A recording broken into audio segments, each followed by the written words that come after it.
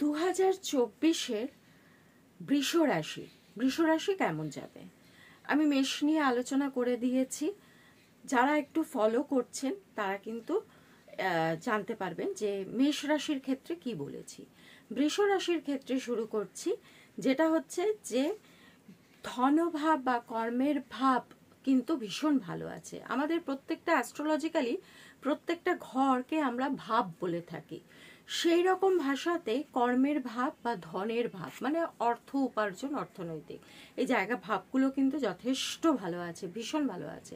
এখনো অবধি কিন্তু দুটো রাশির যেটা দেখছি সেটাতে কিন্তু 2024 যথেষ্ট ভালো ফল দেবার মতো জায়গায় আছে। এবং এক্ষেত্রেও দেখছি যে উকিল এবং মেডিকেল লাইনে যারা আছে, ল নিয়ে যারা পড়াশোনা করছে তাদের ক্ষেত্রেও কিন্তু কর্মের জায়গাটা অনেকখানি উন্নতি হবে, অনেকখানি, যেটা তারা আশাও করবে না। যারা অনেকদিন ধরে বিদেশ যাওয়ার জন্য ভীষণভাবে আকুলি বিকুলি প্রচুর চেষ্টা করে আছেন, এবছর সাকসেস পাবেন, কিন্তু চেষ্টাটা চালিয়ে যেতে হবে। তারপরে যেটা আসছি যে এই বৃষ রাশির ক্ষেত্রে যেটা হবে সেটা হচ্ছে যে অর্থকরীর আয় তো বাড়বে, কিন্তু সেটাকে সঞ্চয় করে রাখার কিন্তু একটা বিশাল জায়গা থাকবে। জমি জমা ক্রয় বিক্রয় হতে পারে। যদি কেউ মনে করেন যে আমি কিনতে চাই, তাহলে কিন্তু সে কিনতে পারবে, মানে সফল হবেন। এবং আরেকটা জিনিস যেটা আসছি, যারা ফাস্ট ফুডের ব্যবসা করছেন, যারা ফ্যাশন ডিজাইনার আছেন, তাদের ক্ষেত্রে কিন্তু ভীষণ ভালো, ভীষণ ভালো।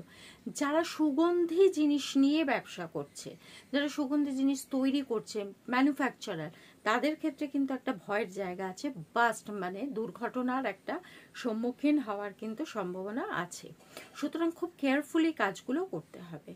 কর্মহীনের কর্ম লাভ হতে পারে, এটা কিন্তু ভীষণ রকম ভাবে। আইটি সেক্টর কর্মীদের, কম্পিউটারের কর্মীদের, এদের কিন্তু কর্মোন্নতি আর উপার্জন বৃদ্ধি এই জায়গাগুলো আছে।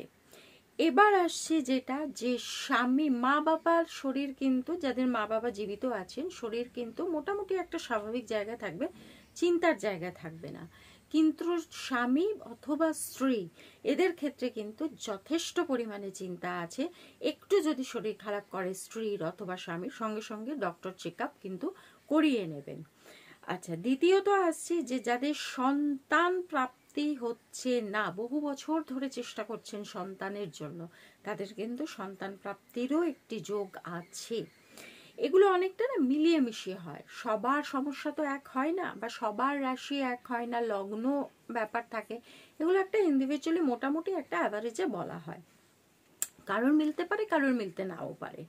আচ্ছা, এক্ষেত্রে বলে রাখছি যে শুভ বার কি, শুভবার বুধ, শুক্র এবং শনি।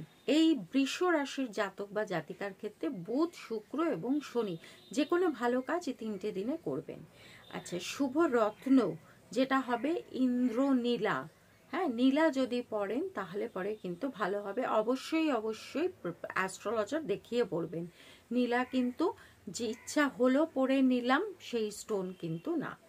এবার আসছি যে পাঠ করলে পরে সে ভালো থাকবে জাতক জাতক, সেটা হচ্ছে শিবস্তব এবং হনুমান চালিসা। শিবস্তব পাঠ করলে এই জাতক, বৃষ রাশির জাতক বা জাতিকা, যে কোনো কাজের সাকসেসের জন্য এই বছরটা অন্তত শিবস্তব এবং হনুমান চালিসা পাঠ করুন। দুটো মানে চালিসাই কিন্তু পাঠ করা যায়। একটা সকালে করুন, একটা বিকেলে করুন। শিবস্তবটা সকালে করুন, সন্ধ্যের পর হনুমান চালিসাটা পাঠ করুন, খুব ভালো হয়। ঘিয়ের প্রদীপ জেলে হনুমান চালিসা পাঠ করুন লাল আসনে বসে, তাহলে পরে খুব ভালো ফল পাবেন। নমস্কার, আমি দেবযানী কে চক্রবর্তী। বারবার বলছি, রাশি লগ্ন নিয়ে এখন চলবে 2024 আমাদের কেমন যাবে। আপনাদের যদি কিছু প্রশ্ন থাকে করতে পারেন, কোনো অসুবিধা নেই, আমি জবাব দেওয়ার জন্য সবসময় প্রস্তুত। এবং ভিডিওগুলো একটু শেয়ার করে দেবেন, যদি ভালো লাগে একটা লাইক, একটা কমেন্ট তো একদমই দিয়ে দেবেন। ভালো থাকবেন, সুস্থ থাকবেন, সাবধানে থাকবেন।